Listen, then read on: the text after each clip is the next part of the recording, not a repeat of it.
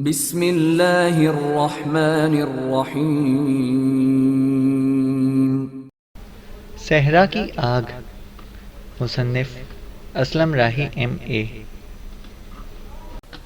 احمد سائی رات اونٹ کو سر پر دوڑاتا رہا۔ جب لیل مظلم ختم ہوئی اور نور بخش شہر کے آثار دور تاریک آسمان میں ہلکی سی روشنی کی مانند ظاہر ہوئے تو وہ کوہستان اطلس کی شمالی وادیوں سے گزر رہے تھے۔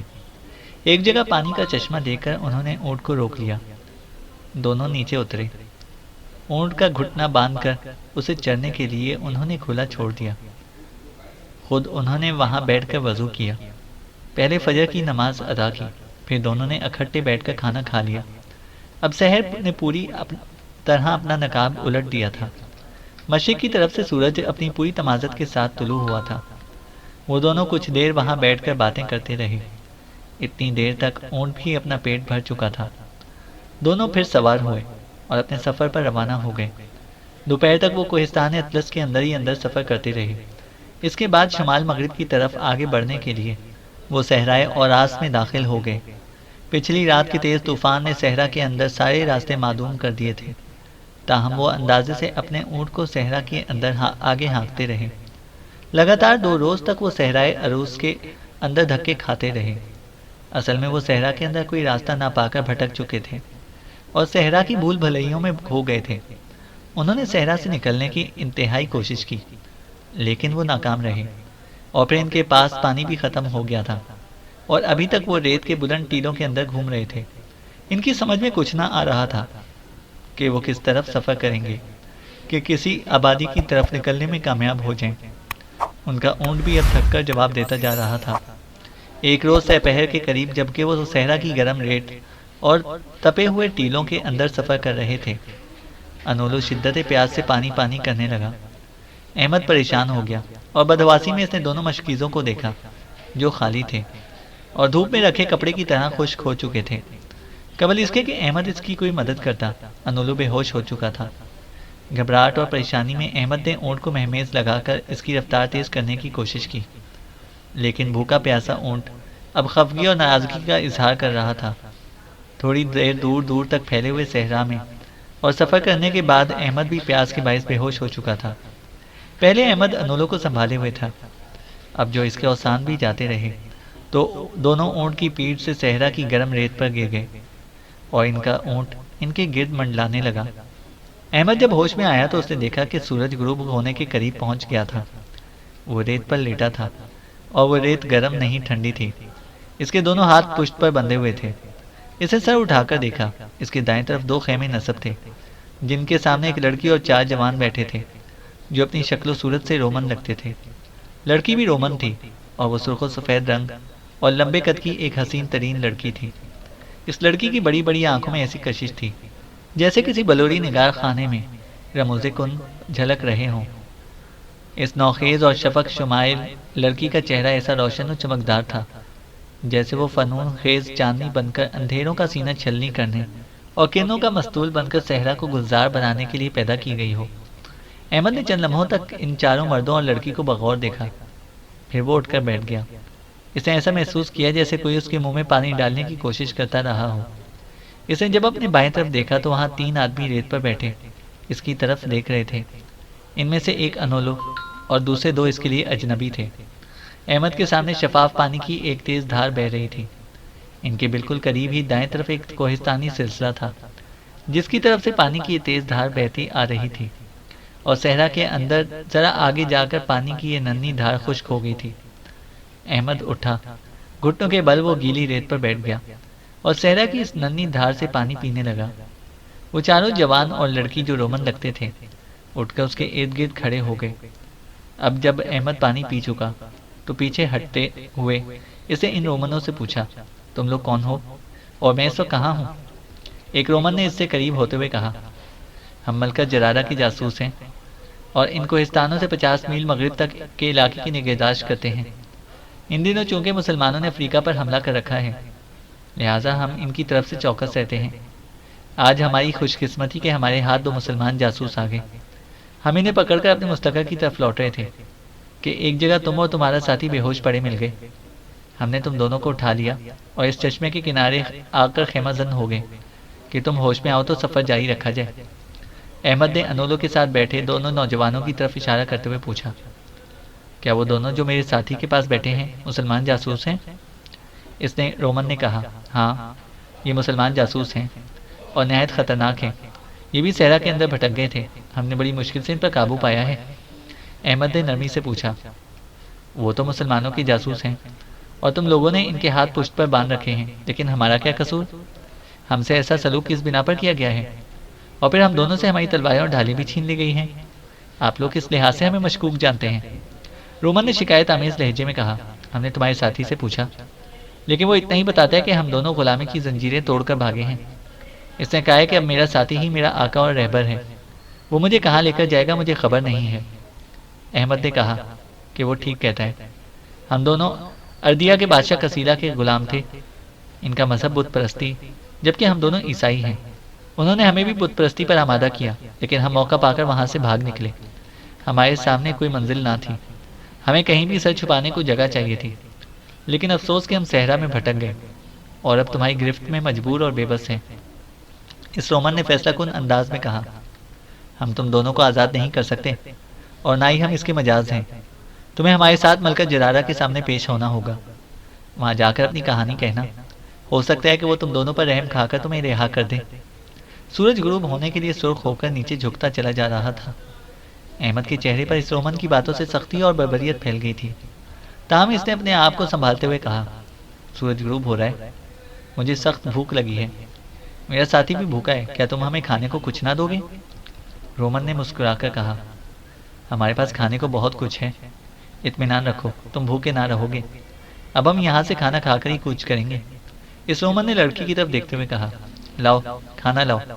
لڑکی جس کا نام کچھ پکارا گیا تھا خیمے کے اندر چلی گئی اور وہاں سے کھانے کی چیزیں برتنوں میں سجا سجا کر خشک ریت پر رکھنے لگی۔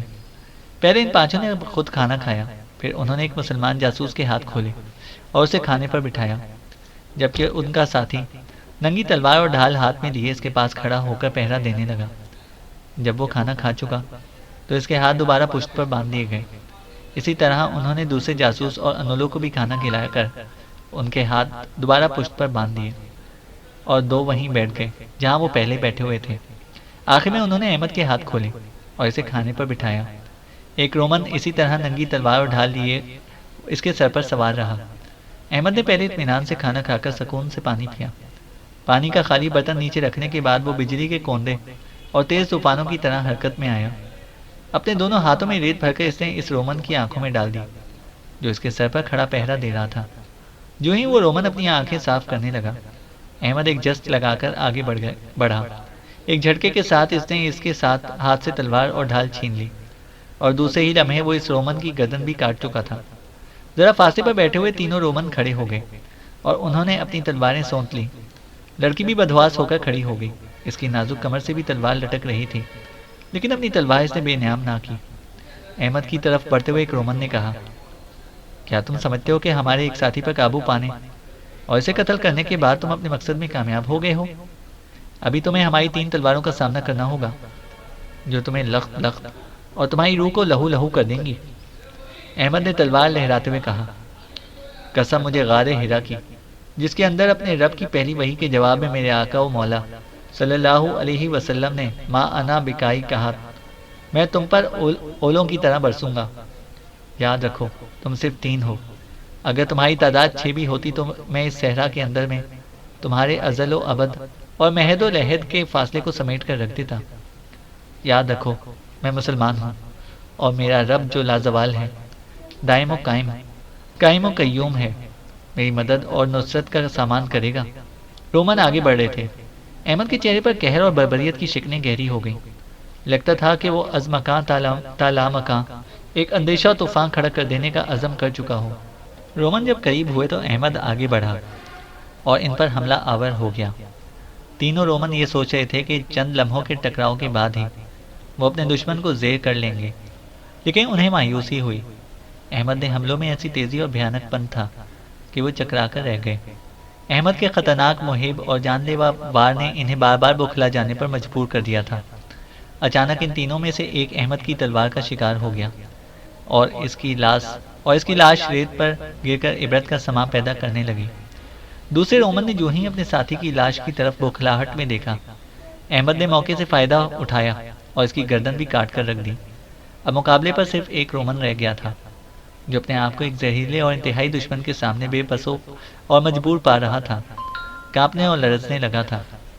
احمد آگے بڑھا اور قہر آلود آواز میں اس نے کہا، اے دشمن دین، اے عدو ایمان، دیکھا تو نے میں نے کیسے تمہارے گھمنڈ کی چادر کو اور تمہارے عنکبوت وہم کے بنے ہوئے جالے کو چاک کیا ہے۔ اب تیری باری ہے، میں تجھ پر لہو کی بارش کروں گا، تیری روح میں جاریت گھول کر رکھ دوں گا اور تیری ساری ماورائی خوش فہمیاں دور کر دوں گا۔ وہ رومن بری طرح کانپنے لگا تھا۔ احمد آگے بڑھ کر حملہ آور ہوا۔ رومن بدحواسی میں چند لمحوں تک الٹے سیدھے ہاتھ مار کر اپنا دفاع کرتا رہا، پھر وہ بھی احمد کی تلوار کا شکار ہو کر ختم ہو گیا۔ احمد نے تلوار کی مدد سے پہلے انولو، اس کے بعد ان دونوں مسلمان قیدیوں کی وہ رسیاں کاٹ دیں جن میں ان کے ہاتھ جکڑے ہوئے تھے۔ پھر اس نے ان دونوں کی طرف دیکھتے ہوئے پوچھا، تم دونوں کون ہو؟ تمہارے نام کیا ہیں؟ تم کہاں سفر کر رہے تھے کہ ان کے ہاتھ لگ گئے؟ ان میں سے ایک آگے بڑھا اور احمد کے قریب ہوتے ہوئے بولا، میرا نام صابان ہے اور میرے ساتھی کا نام عفان ہے۔ پہلے مجھے یہ کہنے کی اجازت دیجیے کہ ہم خوش بخت ہیں کہ ہماری رہائی آپ جیسے ایک مسلمان بھائی کے ہاتھوں ہوئی۔ خدا کی قسم، آپ جیسے نوجوان ہی میری ملت کی روح اور مسلم قوم کا حسن ہے۔ آپ کے حملوں کا تیکھا پن ماورائے شان ہے۔ آپ کے لڑنے کا انداز دیکھ کر احساس کی تشنگی نہیں رہی۔ آپ نے جس طرح فطرت کا دستور بن کر ایک ساتھ 4 دشمنوں کو بے جان مشل کر کے کی طرح کر دیا ہے، یہ کام ایسے جوان ہی کر سکتے ہیں جو اپنی قوم کے لیے مرنا اور مذہب کے لیے خون بہانے کا حوصلہ رکھتے ہیں۔ احمد نے بیچ میں بولتے ہوئے کہا، میں اپنی تعریف سننے کا عادی نہیں ہوں، تم اپنی داستان کہو، تم اس حالت تک کیسے پہنچے؟ صابان نے کہا، ہمارا تعلق ظہیر بن قیس بلوی کے لشکر سے ہے۔ احمد نے پھر ٹوکتے ہوئے کہا، یہ شخص کون ہے؟ میں نے تو صرف عقبہ بن نافع کے متعلق سن رکھا ہے کہ اس نے افریقہ پر یہ لگا کر رکھی ہے۔ صابان نے دکھ سے کہا، یہ کیسی کربناک حقیقت ہے اور کسی اندھے ہبلوں جیسی خبر ہے کہ عقبہ بن نافع ایک جنگ میں 300 کبار صحابہ اور تابعین کے ساتھ شہید ہو چکا ہے۔ احمد نے چونک کر پوچھا، یہ تم کیا کہہ رہے ہو؟ مجھے یہ واقعات تفصیل سے کہو۔ صابان کہہ رہا تھا، عقبہ بن نافع افریقہ کے شمالی حصے کو لگاتار فتح کرتا ہوا آگے بڑھتا رہا، یہاں تک کہ وہ مغرب کی سمت فتح کے پرچم اڑاتا ہوا بحیرہ محیط کے کنارے سوس شہر میں جا پہنچا۔ وہاں کچھ عرصہ قیام کر کے اس نے واپسی کا ارادہ کیا۔ لشکر کا ایک مختصر سا حصہ اس نے اپنے ساتھ لیا اور کیروان کی طرف واپس کوچ کر گیا۔ باقی لشکر پر اس نے اپنے ایک جرنیل ظہیر بن قیس کو سالار مقرر کیا۔ اس دوران افریقہ کے 2 حکمرانوں اردیہ کے کسیلہ اور تہودہ کے برانس نے مل کر ایک سازش تیار کی۔ انہوں نے ایک متحدہ لشکر تیار کیا اور بے خبری کی حالت میں عقبہ بن نافع پر حملہ کر دیا۔ عقبہ نے اپنی جان ہتھیلی پر رکھ کر مقابلہ کیا، لیکن دشمن تعداد میں بہت زیادہ تھا، لہٰذا عقبہ بن نافع اپنے ساتھیوں کے ساتھ جنگ میں کام آ گیا۔ جب اس ہولناک واقعے کی خبر ظہیر بن قیس کو ہوئی تو اس پر وحشت سی طاری ہو گئی۔ اب ظہیر بن قیس اپنے لشکر کے ساتھ مشرق کی طرف بڑھ رہا ہے۔ ہم دونوں اس لشکر کے جاسوس ہیں۔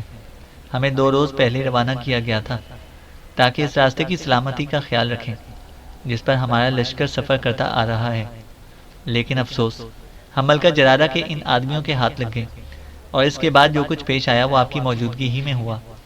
کل تک ہمارا لشکر بھی یہاں پہنچ جائے گا اور ہم مشرق کی طرف کوچ کر جائیں گے۔ آپ نے ابھی تک اپنے اور اپنے ساتھی کے متعلق کچھ نہیں کہا۔ احمد نے کہا، میرا نام ماں باپ نے تو اور ہی رکھا تھا، لیکن حالات نے مجھے سمرون بنا دیا ہے۔ اب میں اپنا نام سمرون ہی بتاتا ہوں اور میرے ساتھی کا نام انولو ہے۔ اس کے بعد احمد نے انہیں اپنے اور انولو کے اردیہ سے فرار ہونے کے مختصر حالات کہہ ڈالے۔ وہ اپنے اغوا ہونے اور غلام بننے کے حالات چھپا گیا۔ اس نے انہیں اپنا اصل نام بھی نہ بتایا، شاید اس خیال سے کہ وہ دونوں ابھی تک اس کے لیے ناقابل اعتماد تھے۔ مرنے والوں کی ساتھی لڑکی ابھی تک پریشان اور چپ کھڑی تھی۔ احمد نے اس کی طرف دیکھتے ہوئے کہا، تم جہاں جانا چاہو جا سکتی ہو، ہم تم سے کوئی تعارض نہ کریں گے۔ لڑکی کے ہونٹوں پر پرسکون مسکراہٹ بکھر گئی۔ وہ اس طرف بڑھی جہاں خیموں کے پیچھے 5 اونٹ بیٹھے ہوئے تھے، ان میں احمد کا اونٹ بھی شامل تھا۔ لڑکی ایک اونٹ پر سوار ہوئی، اسے مہمیز لگا کر اٹھایا اور چپ چاپ مشرق کی طرف روانہ ہو گئی۔ احمد اور اس کے ساتھیوں نے وہ خیمے اکھیڑے، سارا سامان باندھ کر انہوں نے اونٹوں پر لادا، پھر وہ بھی رات کی تاریکی میں شمال مغرب کی طرف کوچ کر رہے تھے۔ دوسرے روز وہ چاروں ایک ایسے لشکر میں داخل ہوئے جو ریگستان میں ایک کوہستانی سلسلے کے قریب خیمہ زن تھا۔ یہ عقبہ بن نافع کا وہ بچا ہوا لشکر تھا جس پر ظہیر بن قیس کو اس نے سالار مقرر کیا تھا۔ صابان اور عفان دونوں چمڑے کے ایک بڑے سے خیمے پر روک لیے گئے۔ احمد اور انولو کو انہوں نے باہر ہی رک کر انتظار کرنے کو کہا، خود وہ دونوں اس خیمے کے اندر چلے گئے۔ احمد اور انولو وہاں رک کر انتظار کرنے لگے، یہاں تک کہ صابان اور عفان اس خیمے سے باہر آئے۔ صابان نے قریب ہوتے ہوئے احمد سے کہا، یہ لشکر ہمارا ہے اور اس کے سالار امیر ظہیر بن قیس ہیں۔ میں نے ان سے آپ کے مختصر حالات کہہ دیے ہیں، اب آپ اندر جائیں، انہوں نے آپ کو طلب کیا ہے۔ انولو باہر ہی صابان اور عفان کے پاس کھڑا رہا۔ احمد چمڑے کے اس خیمے میں داخل ہوا۔ خیمے کے اندر بچھی ہوئی کھجور کے پتوں سے بنی ہوئی چٹائی پر دو شخص بیٹھے ہوئے تھے۔ ان میں سے ایک لشکر کا سپہ سالار ظہیر بن قیس بلوی اور دوسرا اس کا ایک جرنیل ہنش بن عبداللہ صنعانی تھے۔ ظہیر بن قیس نے ہاتھ کے اشارے سے احمد کو اپنے سامنے چٹائی پر بیٹھنے کا اشارہ کرتے ہوئے کہا، کیا تم ہی سمرون ہو جس نے میرے دو ساتھیوں کی جان بچائی ہے؟ احمد نے اس بات میں گردن ہلاتے ہوئے کہا، میرا نام ہی سمرون ہے۔ ظہیر نے بڑی شفقت اور نرمی سے کہا، میرے آدمی مجھے تمہارے متعلق بہت کچھ بتا چکے ہیں، تم میرے لشکر میں ہی قیام کرو۔ میں نے صابان اور عفان کو بھی سمجھا دیا ہے، وہ تمہارا خیال رکھیں گے۔ کسی جنگ میں تمہاری کارکردگی دیکھنے کے بعد میں تمہارے متعلق کوئی حتمی فیصلہ کروں گا۔ احمد نے چھاتی تانتے ہوئے کہا، انشاءاللہ میں آپ کو مایوس نہ کروں گا۔ ظہیر نے ہاتھ آگے بڑھا کر احمد سے مصافحہ کرتے ہوئے کہا، اب تم جا کر آرام کرو، آج شام ہم یہاں سے کیروان کی طرف کوچ کریں گے۔ احمد اٹھ کر خیمے سے باہر آیا۔ وہاں انولو، صابان اور عفان اس کا انتظار کر رہے تھے۔ صابان نے آگے بڑھ کر اس کا ہاتھ تھام لیا اور چاروں خیموں کے اندر دائیں طرف کو چل دیے۔ صابان انہیں ایک ایسے خیمے میں لے گیا جو خالی تھا۔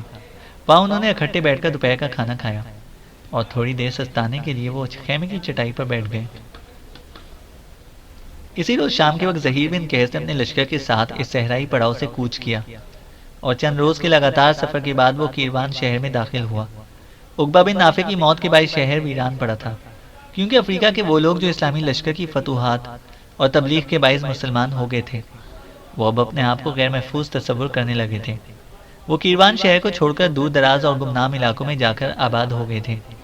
وہ بیچارے اس انتظار میں تھے کہ مسلمانوں کا کوئی اور لشکر آئے جس کے سائے اور حفاظت میں وہ مسلمان کی حیثیت سے اپنی زندگی بسر کر سکیں۔ ظہیر بن قیس چاہتا تھا کہ عقبہ بن نافع کے مرنے سے اسلامی لشکر کے وقار میں جو خلا پیدا ہوا ہے وہ فوراً پور کیا جائے۔ لہٰذا کیروان شہر میں داخل ہونے کے دوسرے روز ہی جب اسے یہ اطلاع ملی کہ کثیرہ اور برانس کے لشکروں کے کچھ دستے ایک متحدہ ہراول کی شکل میں کیروان کی طرف بڑھ رہے ہیں، تو ظہیر بن قیس نے ایک مجلس شورا طلب کی جس میں ہنش بن عبداللہ صنعانی کے علاوہ لشکر کے کچھ اور سرکردہ لوگوں اور چھوٹے سالاروں نے بھی شرکت کی۔ احمد کو بھی مجلس شورا کے اس اجتماع میں شامل کیا گیا۔ جب سب لوگ جمع ہو گئے تو ظہیر بن قیس نے انہیں مخاطب کرتے ہوئے کہا، اے جانثاران ملت، کثیرہ اور برانس کا ایک متحدہ ہراول بڑی تیزی سے ہماری طرف بڑھ رہا ہے اور اس ہراول کے پیچھے کثیرہ اور برانس کے لشکر بھی ہیں۔ انہوں نے ابھی تک اس نیت سے ہماری طرف کوچ نہیں کیا ہے کہ ان کا متحدہ ہراول ہی ہمیں کیروان سے مار بھگائے گا۔ میں چاہتا ہوں ہم شہر میں پڑے رہنے کی بجائے کھلے میدانوں میں ان کے ہراول کو عبرتناک شکست دیں۔ ایسا کرنے سے کثیرہ اور برانس پر ہمارا ایک رعب طاری ہو جائے گا، وہ فی الفور ہم پر ہاتھ نہ ڈالیں گے اور ہمیں تیاری کا موقع مل جائے گا۔ ہنش بن عبداللہ نے فوراً اختلافی رائے کا اظہار کرتے ہوئے کہا، مجھے آپ کے ان ارادوں سے اختلاف ہے۔ عقبہ بن نافع کی موت نے ہماری قوت اور طاقت پر ایک بھرپور ضرب لگائی ہے۔ لشکر میں کچھ ایسے لوگ ہیں جو عقبہ بن نافع کو فتح کا سرچشمہ خیال کرتے ہیں، وہ اب مایوس ہو چکے ہیں۔ وہ اب جنگ میں اس کارکردگی کا اظہار نہ کر سکیں گے جس کا مظاہرہ وہ عقبہ بن نافع کے ساتھ کرتے رہے ہیں۔ میری رائے ہے کہ ہمیں فوراً مصر کی طرف کوچ کر جانا چاہیے اور وہاں سے کمک لے کر دوبارہ ادھر کا رخ کرنا چاہیے۔ ظہیر بن قیس نے فیصلہ کن انداز میں کہا، میں آج ہی اپنے دو نوجوانوں کو کمک طلب کرنے کے لیے خلیفہ عبد الملک بن مروان کی طرف روانہ کر چکا ہوں۔ ہماری منزل مصر نہیں، ہمارا جینا مرنا انہی صحراؤں کے اندر ہوگا۔ مجھ میں اتنی ہمت نہیں کہ میں ایک بے بس اور بزدل سپاہی کی طرح لوگوں سے جا کر اپنی مجبوری کا قصہ، بربادی کی داستان اور کچلی ہوئی عزت کی روداد کہتا رہوں۔ میں اپنی روندی ہوئی روح کے ساتھ تنہائیوں کے اس دوزخ میں تو زندگی بسر کر سکتا ہوں، لیکن اپنے سر پر بے بسی اور شکست کی دستار سجا کر میں اپنی قوم کا سامنا نہ کر سکوں گا۔ میں اس اجنبی دیس میں، غیر سرزمین میں، یا تو اپنے مذہب و قوم کی خاطر لڑتے لڑتے مارا جاؤں گا، یا ان صحراؤں کے اندر دشمن کو ایک عبرتناک درس دوں گا۔ رہی بن قیس چند ثانیے کو رکا، پھر ہنش بن عبداللہ کی طرف دیکھتے ہوئے اس نے کہا، میرے اس قدر کہنے کے باوجود بھی اگر تم مصر واپس جانے کا فیصلہ کر چکے ہو تو میں کچھ نہیں کر سکتا، مجبور ہوں۔ میں اپنے خون کے آخری قطرے تک اپنی قوم کی فلاح اور مذہب کی سربلندی کے لیے جنگ تو کر سکتا ہوں، لیکن تمہیں اطمینان دلانے کی خاطر میرے پاس کن فیکون کا کوئی ایسا نغمہ نہیں ہے جسے گا کر میں تمہارے لیے معجزات اور عجائبات کا ظہور کر سکوں۔ ہنس، تم جانتے ہو مجھے پتھر کے سے جمود سے نفرت ہے۔ میں ہمیشہ ایسی پر حرکت قوت بن کر رہنا پسند کرتا ہوں جو میدان جنگ کو شکن اور دشمن پر لرزہ و خوف طاری کر دے۔ ہنس بن عبداللہ نے اپنی ضد پر قائم رہتے ہوئے کہا، میں مصر جانے کے فیصلے پر قائم ہوں۔ میرے ساتھ وہ لوگ بھی یہاں سے کوچ کر جائیں گے جو میرے حامی ہیں۔ زہیر بن قیس کے چہرے پر برہمی کے رنگ بکھر گئے۔ ہنس کی طرف دیکھتے ہوئے اس نے غصے اور دکھ سے کہا، ہنس، تمہارے خیالات کیسے اتھلے اور تمہاری سوچیں کیسی سطحی ہیں۔ اپنے کھوکھلے پن کو چھوڑو، میرا ساتھ دو۔ آؤ دونوں مل کر ایک اور اجتماعی حقیقت بن کر پیچھا نہ چھوڑنے والے سائے کی طرح اپنے دشمنوں کا مقابلہ کریں۔ یاد رکھو، تمہارے اس فریب اور مغالطے سے لشکر میں وسواس اور بدگمانی پیدا ہوگی۔ ہنس نے اپنی جگہ پر کھڑے ہوتے ہوئے کہا، کچھ بھی ہو، میں مصر واپس جانے کا فیصلہ کر چکا ہوں اور میں بھی یہاں سے کوچ کر رہا ہوں۔ ہنس بن عبداللہ وہاں سے اٹھ کر چلا گیا۔ اس کے حامی بھی اس کے پیچھے پیچھے تھے۔ کیروان شہر سے باہر وہ ایک کھلا میدان تھا جس کے اندر لشکر نے پڑاؤ کر رکھا تھا، اور اسی میدان میں خیمے کے اندر مجلس شورا کا اہتمام کیا گیا تھا۔ ہنس بن عبداللہ اور اس کے حامیوں کے چلے جانے کے بعد زہیر بن قیس خاموش بیٹھا کچھ سوچتا رہا۔ اس کے کچھ حامی اس کے ارد گرد بیٹھے تھے، ان میں احمد بھی شامل تھا۔ تھوڑی دیر بعد زہیر بن قیس خیمے سے باہر آیا۔ اس وقت ہنس بن عبداللہ لشکر کے ایک حصے کے ساتھ، جو اس کا حامی تھا، مصر کی طرف کوچ کر رہا تھا۔ احمد زہیر بن قیس کے قریب کھڑا تھا، وہ اس کی بے بسی پر غمگین اور اداس تھا۔ اتنے میں زہیر نے ایک آہ بھرتے ہوئے کہا، جاؤ، میں تم لوگوں کو زبردستی اپنی ذات کے حصار میں بند نہیں کر سکتا۔ میرا خدا میرا حامی و ناصر ہے، اور میں اس کی راہ میں جہاد کرتے ہوئے تعاقب کی مشعل بن کر دشمن کا پیچھا کروں گا۔ زہیر بن قیس خاموش ہو گیا اور اس کی گردن جھک گئی۔ احمد آگے بڑھا اور زہیر بن قیس کے شانے پر ہاتھ رکھتے ہوئے کہا، اے امیر، اس صحرائے وحشت اور اندھے ہیولوں کی اس سرزمین کے اندر میں آپ کا ساتھ دوں گا۔ ایک نئی تاریخ کے اوراق کو جنم دے کر ہم اندھیری فضاؤں میں اس دشت غربت کے ذروں کو تاروں کی تنویر اور جگنوں کی جگمگاہٹ دیں گے۔ یاد رکھیے، جو قومیں قدرت کے سونپے ہوئے جلیل مقاصد کی تکمیل نہیں کرتی، وہ برگ آوارہ کی طرح بھٹک بھٹک کر زندگی بھر کی اذیت میں مبتلا رہتی ہیں۔ آئیے اپنی اپنی ذات کے سود و ضیاء کو فراموش کر کے کشف حقائق کی طرف متوجہ ہوں۔ میرا دل کہتا ہے ان صحراؤں کے اندر ہماری آخری شام نہ ہوگی۔ زہیر بن قیس یوں سنبھلا جیسے وہ طلسمات خیال سے چونکا ہو۔ اسے احمد کا ہاتھ اپنے ہاتھ میں لیتے ہوئے کہا، تمہاری باتوں میں رس ہے اور تمہاری سوچیں زندہ اور فعال ہیں۔ اگر تم میرا ساتھ دینے کا عزم کر چکے ہو تو تمہاری جمعیت میں نفرت و حقارت اور اذیت و دور کی وہ آگ بجھا دوں گا جسے ہنس بن عبداللہ نے ہم سے علیحدہ ہو کر روشن کیا ہے۔ میں ابھی اور اسی وقت کثیرہ اور برانس کے اس متحدہ ہراول پر حملہ آور ہوں گا جو کیروان کی طرف بڑھ رہا ہے۔ احمد نے چھاتی تانتے ہوئے کہا، خدا آپ کو اس نیک عمل کی جزا دے۔ احمد کو ساتھ لے کر زہیر بن قیس لشکر کے خیموں میں گھس کر کوچ کرنے کا حکم دینے لگا۔ تھوڑی دیر بعد زہیر بن قیس اپنے لشکر کے ساتھ وہاں سے کوچ کر رہا تھا۔ اس کا رخ جنوب مغرب کی طرف تھا۔ لشکر کو 2 بڑے حصوں میں تقسیم کر دیا گیا تھا۔ ایک حصہ زہیر نے اپنے ایک چھوٹے سالار کی نگرانی میں دیا اور دوسرا حصہ اسے اپنے پاس رکھا تھا۔ احمد اور انولو کو زہیر نے اپنے ساتھ رکھا۔ دوسرے روز شام کے قریب کیروان سے غارویہ شہر کی طرف جانے والے صحرائی شاہراہ کے کنارے دشمن کے ساتھ ان کی مدبھیڑ ہوئی۔ زہیر بن قیس نے بغیر کسی توقف کے حملہ آور ہونے کا حکم دے دیا۔ زہیر بن قیس خود دائیں طرف سے اور اپنے لشکر کے دوسرے حصے کو اس نے بائیں طرف سے حملہ آور ہونے کا حکم دے دیا۔ جیسے تیز آندھیاں صحراؤں کی ریت پر شبخون مارتی ہیں، ایسی ہی تندہی سے اور تیزی سے مسلمان بھی حملہ آور ہوئے۔ گو دشمن تعداد میں زیادہ تھا، اس کے باوجود صرف شام سے عشاء تک جنگ کرنے کے بعد مسلمان دشمنوں کو اپنے آگے یوں بھگا رہے تھے جیسے کوئی شیر دل چوپان امڈے ہوئے سیلاب کی طرح بھیڑ بکریوں کو اپنے آگے آگے بھگاتا ہے۔ تھوڑی دیر تک اور جنگ کرنے کے بعد دشمن مکمل طور پر شکست کھا کر واپس ہو گیا۔ ظہیر نے تھوڑی دور تک اپنے دشمن کا تعاقب کیا۔ اس کے بعد وہ اس خیال سے لوٹ آیا کہ اس ہراول کے پیچھے دشمن کے کئی اور لشکر بھی ہوں گے جو اس کے لیے نقصان دہ ثابت ہو سکتے ہیں۔ واپس لوٹتے ہوئے احمد اپنا گھوڑا دوڑاتا ہوا ظہیر کے پہلو میں لایا اور خوشی کا اظہار کرتے ہوئے کہا، اے امیر، میں آپ کو اس فتح پر مبارکباد دیتا ہوں۔ ظہیر نے گہری مسکراہٹ میں احمد کی طرف دیکھا، پھر وہ کہہ رہا تھا، سمرون، میں نے میدان جنگ میں تمہیں لڑتے ہوئے دیکھا ہے۔ خدا کی قسم تم حنش بن عبداللہ سے کہیں بہتر میرے ساتھی اور دستے راست بن سکتے ہو۔ آج سے تمہاری حیثیت لشکر میں ایک سالار کی سی ہوگی۔ میں خوش اور مطمئن ہوں کہ مجھے تم جیسا رفیق کار مل گیا ہے۔ خدا کی قسم، میں نے تمہارے حملوں میں قدم قدم پر قیامت اور لڑنے کے انداز میں ایک نئی طاقت اور سختی دیکھی ہے۔ ظہیر چند ساتوں کو رکا، پھر وہ کہہ رہا تھا، سمرون، دشمن اب چاروں طرف سے ہم پر یہ لغار کرے گا، جبکہ ہمارے لشکر کی تعداد ان کے سامنے نہ ہونے کے برابر ہے۔ لشکر کا ایک بڑا حصہ عقبہ بن نافع کے ساتھ جنگ میں کام آ گیا۔ وہ ایک بات جبروت مجاہد اور قوم کا جلیل فرزند تھا۔ وہ جس طرف بھی بڑھتا تھا دشمن کو بساط کی طرح سمیٹتا چلا جاتا تھا۔ مجھے اس کا نائب سالار ہونے پر فخر تھا۔ اس کی موت نے بھی لشکر پر برا اثر ڈالا ہے۔ اس کے علاوہ رہی صحیح کسر حنش بن عبداللہ نے نکال دی، جو لشکر کے ایک حصے کے ساتھ علیحدہ ہو کر مصر کی طرف روانہ ہو گیا۔ سنو سمرون، ہمارا اب کیروان میں قیام کرنا انتہائی خطرناک ثابت ہوگا، لہٰذا میں نے فیصلہ کر لیا کہ ہم یہاں سے کوچ کرنے کے بعد برکہ شہر کی طرف روانہ ہوں گے۔ وہ شہر دشمن کی دسترس سے دور اور محفوظ ہے۔ میں وہیں قیام کر کے اس کمک کا انتظار کروں گا جو میں نے خلیفہ عبد الملک بن مروان سے طلب کی ہے۔ کمک آنے پر میں کھل کر دشمن کے خلاف حرکت میں آؤں گا۔ احمد نے ظہیر کی تائید کرتے ہوئے کہا، میں ہر حال میں آپ کے ساتھ ہوں، آپ کا ہر فیصلہ میرے لیے آخری حکم ہوگا۔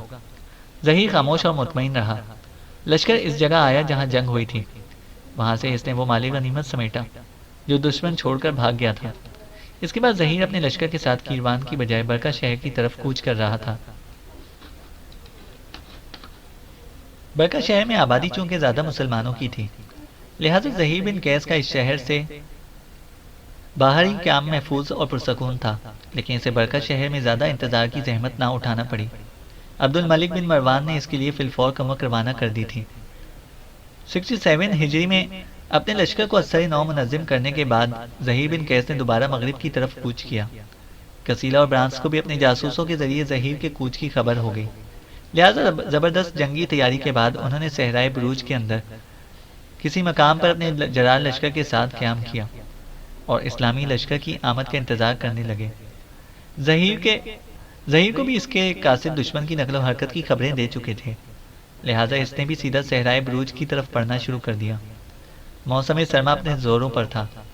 ظہیر بن قیس رات ایک محفوظ جگہ بسر کرنے کے بعد ایک روز سورج طلوع ہونے سے تھوڑی دیر بعد صحرائے بروج میں نمودار ہوا اور دشمن کے سامنے اس نے اپنے لشکر کو خیمہ زن کیا۔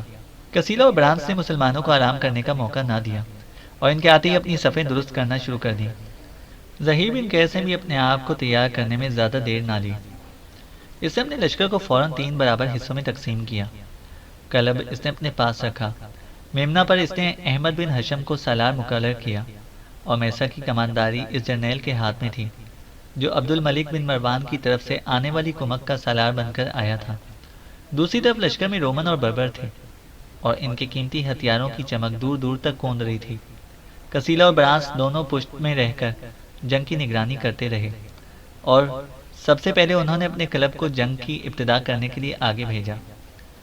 ظہیر بن قیس بھی اپنا کلب لے کر آگے بڑھا، ساتھ ہی اسے اپنے میمنہ اور میسرہ کو بھی حملہ آور ہونے کا حکم دے دیا۔ تھوڑی ہی دیر بعد صحرائے بروج میں گھمسان کی جنگ چھڑ گئی۔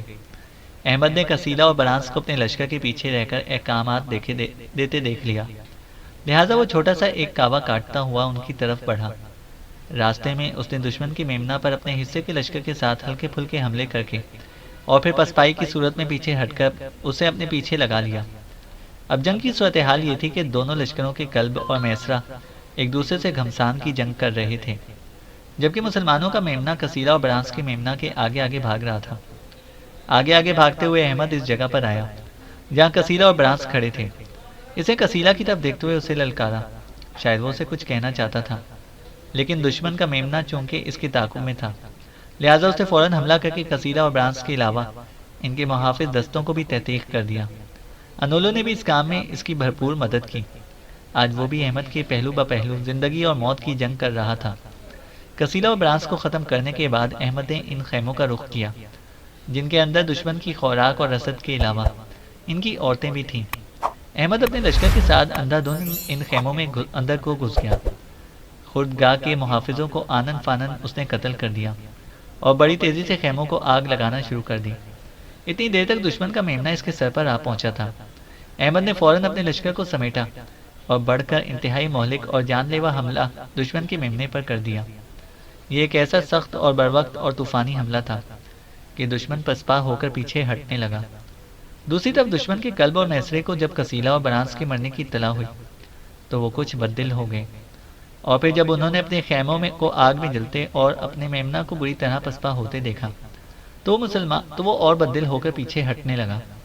عین اس موقع پر زہیر بن قیس کی تکبیروں کے جواب میں مسلمانوں نے یکبارگی حملہ کیا اور دشمن کے پاؤں اکھاڑ کر رکھ دیے۔ دشمن کے لشکر کی اکثریت مسلمانوں کی تلواروں کا شکار ہو گئی اور جو بچے وہ کرتاجنہ کی طرف بھاگ گئے۔ جنگ ختم ہونے پر احمد ادھر ادھر گھوڑا بھگاتا ہوا انولو کو تلاش کر رہا تھا۔ وہ فکر مند تھا کہ کہیں وہ جنگ میں کام نہ آ گیا ہو۔ ایک جگہ جہاں میمنہ کی زخمی ہونے والے سپاہی جمع کیے گئے تھے اور ان کی زخموں کی مرہم پٹی ہو رہی تھی، احمد اپنے گھوڑوں سے اتر گیا۔ زخمیوں میں ادھر ادھر گھومتے ہوئے اس سے اچانک ایک جگہ احمد کے پاؤں رک گئے۔ اس کے سامنے انولو زخمی حالت میں پڑا تھا اور دو سپاہی اسے سنبھالنے کی کوشش کر رہے تھے۔ انولو کی آنکھیں بند تھیں۔ احمد اس کے قریب بیٹھ گیا اور اس کا ہاتھ اپنے ہاتھ میں لیتے ہوئے اس نے ہلکے ہلکے سے اس کو پکارا، انولو، انولو۔ انولو نے آہستہ آہستہ اپنی آنکھیں کھولی اور احمد کو اپنے سامنے بیٹھا دیکھ کر اس کے ہونٹوں پر خفیف سی مسکراہٹ بکھر گئی۔ پھر اسے مردہ سی آواز میں کہا، سمرون، میں نے اپنی سلگتی زندگی میں بہت مار کھائی، کئی زخم کھائے، کبھی قصیلہ کے ہاتھوں، کبھی اس کے خدام اور فریس کے ہاتھوں۔ ان زخموں میں درد کی آگ اور تھکن کی لڑکھڑاہٹ تھی، لیکن آج اپنے مذہب کی خاطر اور اپنے رب کی راہ میں جہاد کرتے ہوئے جو گھاؤ لگے ہیں، خدا کی قسم ان کی لذت اور ان کا سرور بڑا نرالا ہے۔ قسم مجھے رب عظیم کی، جی چاہتا ہے روز اپنے رب کی راہ میں جہاد کروں اور روز زخمی ہو کر اپنی شہادت کا انتظار کروں۔ انولو ذرا رکا، پھر وہ کہہ رہا تھا، احمد، ان زخموں میں ان بساط کی لہر، قرب کی ہلچل اور پرسکون لذت جیسی کیفیت ہے، کاش میں۔ انولو کی گردن ایک طرف کو ڈھلک گئی۔ احمد نے جب گھبرا کر اس کی نبض پر ہاتھ رکھا تو اس کی گردن جھک گئی تھی۔ انولو دم توڑ چکا تھا۔ احمد انولو کو وہاں سے اٹھانے لگا کہ زہیر بن قیس اپنا گھوڑا دوڑاتا ہوا وہاں پہنچا۔ احمد فوراً کھڑا ہو گیا۔ زہیر گھوڑے سے اترا۔ چند لمحوں تک وہ نہایت دکھ کے ساتھ انولو کی لاش دیکھتا رہا، پھر وہ آگے بڑھا اور احمد کے کندھے پر ہاتھ رکھتے ہوئے اس نے کہا، سمرون، مجھے تمہارے ساتھی کے مرنے کا دکھ ہے۔ احمد نے اپنے آپ کو سنبھالتے ہوئے کہا، اس نے ابھی ابھی دم توڑا ہے۔ خدا کی قسم وہ خوش تھا کہ اپنے مذہب و ملت کی خاطر وہ گھائل ہو کر موت سے بغلگیر ہو رہا ہے۔ ظہیر نے پھر احمد کی طرف دیکھتے ہوئے کہا، اے جلیس مہربان، اے انیس سعید، آج سے تو میرا دستے راست اور دمساز ہے۔ میں نے آج پہلی بار تمہارے اصل رنگ میں تمہیں لڑتا دیکھا ہے۔ خدا کی قسم تمہارے حملوں میں سپہ گرانہ قابلیت، بلند ہمتی اور طلسمات فتح و نصرت کی بکھری کئی داستانیں تھیں۔ میں تجھ جیسے بے غرض و جفاکش اور درویش صرف مجاہد کو سلام کرتا ہوں۔ تم نے قصیدہ اور برانس کو قتل کر کے ہمارے لیے نصرت و مسرت کے دروازے کھولے ہیں۔ ہم نے دشمن کو ایک حقارت آمیز ٹھوکر کے ساتھ جو شکست دی ہے وہ اسے نسل در نسل یاد رکھے گا۔ ظہیر بن قیس کچھ اور کہنا چاہتا تھا کہ دو سوار اپنے گھوڑوں کو سر پر دوڑاتے ہوئے رزم گاہ میں داخل ہوئے اور پھر ظہیر بن قیس کے سامنے آ کر رکے۔ وہ ظہیر بن قیس کے جاسوس تھے اور انہیں دیکھتے ہی اس نے پوچھا، کیا تم کوئی نئی خبر لائے ہو؟ ان میں سے ایک نے پریشانی میں کہا، ہم ایک بری خبر لے کر آئے ہیں کہ قسطنطنیہ کے عیسائی شہنشاہ کا ایک جنگی بیڑا جس میں انگنت لڑاکے اور جنگجو رومن سوار ہیں ہمارے ساتھ جنگ کرنے کے لیے آ رہے ہیں۔ وہ برکا کی بندرگاہ پر اترے ہیں اور پھر ہمارے ساتھ جنگ کرنے کے لیے کسی مناسب جگہ کا انتخاب کریں گے۔ اس کے علاوہ یہاں کے مقامی رومن بھی کرتاجنہ کے حکمران کے تحت جمع ہو کر ہمارے ساتھ فیصلہ کن جنگ کرنے کی تیاریاں مکمل کر چکے ہیں۔ ظہیر نے احمد کی طرف دیکھتے ہوئے کہا، سمرون، شاید قدرت کو ہمارا امتحان منظور ہے۔ میں تمہیں اپنے لشکر کے ہراول دستوں کا سالار مقرر کرتا ہوں۔ اے میری قوم کے فرزند جلیل، آؤ دونوں مل کر دشمن کے اس امٹتے طوفانوں کا مقابلہ کریں۔ قسطنطنیہ کے بھیڑیوں سے نمٹنے کے بعد ہم مشرق کا رخ کریں گے اور وہاں کے بے حال انسانوں کو امن کی بشارت، مستقبل کی سلامتی کا درس دیں گے۔ احمد نے جواب میں اپنی چھاتی تانتے ہوئے کہا، اے میرے امیر، میں ہر لمحہ ہر گھڑی آپ کے ساتھ ہوں، میں کسی کام میں آپ کو مایوس نہ کروں گا۔ زہی بن قیس نے فوراً مال غنیمت کو سمیٹا اور پھر وہ اپنے لشکر کے ساتھ واپس برکہ شہر کی طرف کوچ کر رہا تھا۔ چینل کو سبسکرائب کریں اور بیل آئیکن کو پریس کریں تاکہ ہماری ہر اپڈیٹ آپ کو بر وقت مل سکے۔